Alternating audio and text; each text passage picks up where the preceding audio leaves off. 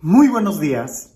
Seguramente tú has tenido un encuentro con Jesús. Si no, no estarías viendo este video. Pero, ¿recuerdas ese momento donde tuviste ese encuentro con Jesús que realmente sentiste y estabas seguro que toda tu vida iba a cambiar, que ya no iba a ser el mismo, que todo iba a ser diferente? Pues bien, ¿cuántas veces no ha pasado así? Que sentimos que todo va a ser diferente después de ese encuentro que tuvimos con Jesús. Y resulta que a los pocos días, semanas o quizás meses, nos damos cuenta que ya volvemos a tener la misma vida de antes. Ahora con el plus de que conocemos a Jesús, pero parece que todo sigue igual. No, tener un encuentro con Jesús marca la diferencia. En realidad, lo cambia absolutamente todo y te da la oportunidad increíble de poder salir, de poder crecer, de poder superarte, de deshacerte de cualquier cadena y cualquier atadura. Lo importante es hacer de ese encuentro una experiencia real y no solamente emocional. Aunque las emociones son reales también, pero si no lo bajamos a un cambio de vida, a algo que impacte nuestro diario vivir, se quedará solamente como emoción. Y como emoción, tarde que temprano, va a pasar. Y entonces, si no construiste algo, si no echaste raíces en ese tiempo de gracia, de visitación, de emoción, pues cuando esta pase, pues sencillamente quedarás exactamente igual que antes. Cuando a mí me preguntan después de un retiro, Padre, ¿es real lo que viví? Padre, ¿lo que siento es real? ¿Cómo puedo saber que este encuentro con Jesús realmente va a cambiar mi vida? Yo les digo, observa muy bien qué es lo que estás haciendo ahora. Si tus acciones son diferentes, el encuentro que tuviste con Jesús es real. Si tus acciones son las mismas, pero tus sentimientos han cambiado, pues bueno, seguramente ha sido solamente un sentimiento y espérate unos días y verás cómo vuelves a sentir lo mismo que antes. Y uso el Evangelio del día de hoy para explicar y graficar muy bien esta etapa espiritual y en qué consiste realmente un cambio. Cuando una sanación que Jesús nos da es real, ¿qué es lo que sucede o qué tendríamos que hacer nosotros? Escucha lo que dice el Evangelio. Presta atención a los detalles, porque ahí, en los detalles, es donde nosotros podemos aplicarlos a nuestra vida el día de hoy. Dice así. En aquel tiempo, Jesús salió de la sinagoga y entró en la casa de Simón. La suegra de Simón estaba con fiebre muy alta y le pidieron a Jesús que hiciera algo por ella. Jesús, de pie junto a ella, mandó con energía a la fiebre y la fiebre desapareció. Ella se levantó enseguida y se puso a servirles. Al meterse el sol, todos los que tenían enfermos se los llevaron a Jesús y él, imponiendo las manos sobre cada uno, los fue curando de sus enfermedades. De muchos de ellos salían también demonios que gritaban, «Tú eres el Hijo de Dios». Pero él les ordenaba enérgicamente que se callaran, porque sabían que él era el Mesías. Al día siguiente se fue a un lugar solitario y la gente lo andaba buscando. Cuando lo encontraron, quisieron retenerlo para que no se alejara de ellos, pero él les dijo, también tengo que anunciarles el reino de Dios a las otras ciudades, pues para eso he sido enviado, y se fue a predicar a las sinagogas de Judea. Muchos detalles en este texto. Primero, nos habla muy claramente de que Jesús sale de predicar de la sinagoga. Podemos pensar que esto es continuación inmediata del texto cuando Jesús predica en la sinagoga, que expulsa algún demonio o que haya algún encuentro, pero sale de la sinagoga. como cuando nosotros salimos de misa y nos vamos a comer a la casa de la suegra, a la casa de la abuela, a la casa de los papás. Bueno, ellos van a la casa de Simón Pedro, donde su suegra, la suegra de Simón, está con fiebre. Y le piden que la sane. No voy a repetir otra vez el texto. Lo interesante es que Jesús se acerca, manda la fiebre, así como cuando Jesús se acercó a nosotros y pronunció su palabra con fuerza, con energía. Y en ese momento la fiebre que teníamos, el dolor que teníamos, la angustia que teníamos, el pecado que teníamos, la carga de conciencia, el odio, el rencor, el egoísmo, la apatía, la tristeza, la amargura, todo eso sale de nosotros. Puede ser algo muy sensible como la fiebre, puede ser una emoción. Puede ser algo que lo sentimos la fuerza de la palabra de Jesús cuando Él llega a nosotros. Lo sentimos, la fiebre desaparece. Pero, ¿qué es lo que haces enseguida?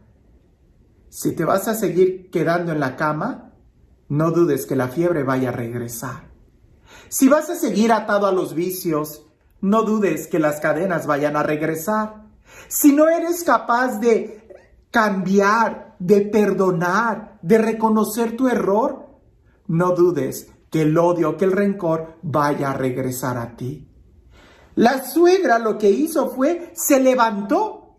Y eso habla de una conversión, levantarse, dejar la caída, dejar la situación de pecado, dejar esa situación apática, de tristeza, de estancamiento. Hay que levantarnos. San Pablo también va a decir en alguna de sus cartas, levántate tú que duermes, levántate de entre los muertos y te iluminará Cristo. Es una orden y es una actitud, una acción concreta.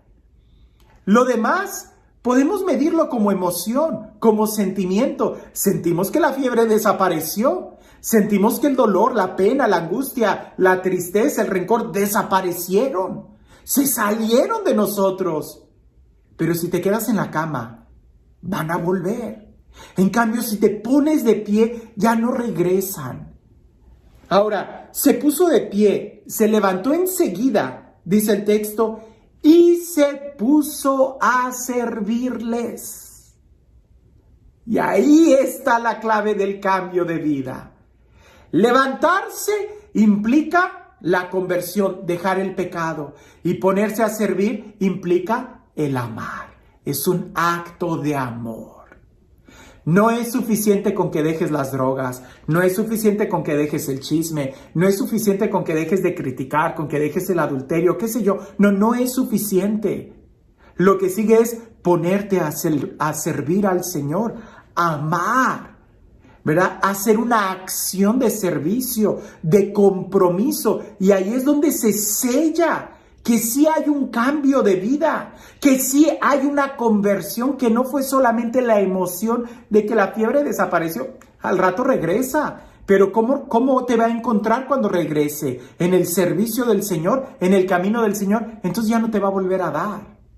Ahora, esto es interesante, que le trajeron muchos enfermos, y Jesús fue muy personal con cada uno de ellos, así como lo fue contigo y conmigo. Ahora, al día siguiente, cuando Jesús se retira, la gente trata de retener a Jesús. Eso no se puede. A Jesús no lo retienes, lo tienes que seguir. Porque Jesús es alguien que va de pueblo a pueblo. Jesús es un peregrino. Jesús es el que nos dice a nosotros, sígueme. No trates de retener a Jesús porque eso significa perderlo. Y a veces muchas veces esa es la actitud que tenemos después de tener un encuentro con Jesús, que queremos retenerlo en nuestro corazón y al hacerlo terminamos perdiéndolo. Porque no podemos retener a Jesús, más bien tenemos nosotros que seguirlo, y para seguirlo 2 cosas son indispensables: levántate y ponte a su servicio.